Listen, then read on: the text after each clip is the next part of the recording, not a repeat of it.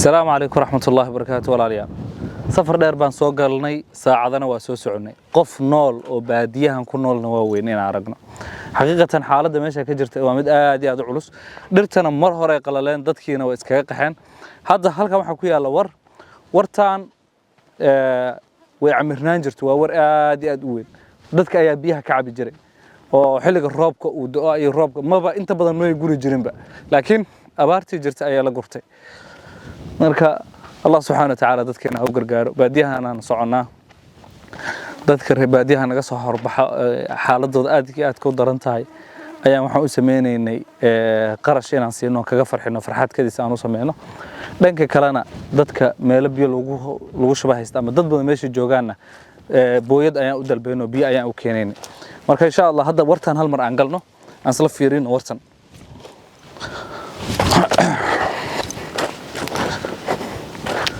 wartan waxaanu ciida banaanka loo soo saaray waa war aad iyo aad u weyn oo caan oo la yaqaano laakiin maanta waa faaruq dhibic biyo kuma jirto meeshii shalay ilaa halkan joogi jirtay oo biyo ilaa halkan ay joogeen oo xoolaha ay ka cabi jireen oo dadku ay ka cabi jireen maanta wax biyo ma laha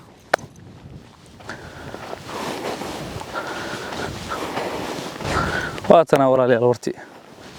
inta ugu dambeysay mar dhow bay qalashay inta ugu dambeysay waxa dhulkii hadaa fiirisan dhulka oo soo dhawaad hadaa dhulka fiirisan xaaladiisa waa sidan horta waa ku dhex jira waxa geesahaas oo dhan waa ciid laga bixiyay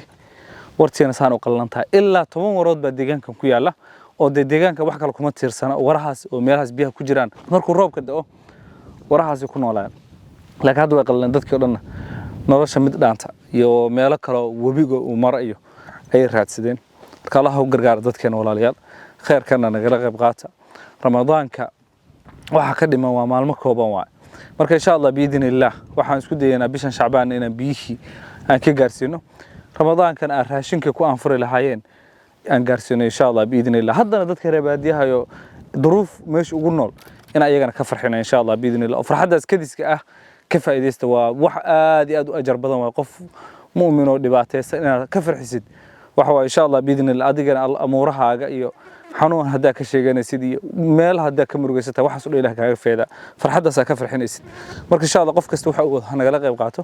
safarkana sii wadanayna saacadaha hadda soo soconay dadna maan arag xoolana maan arag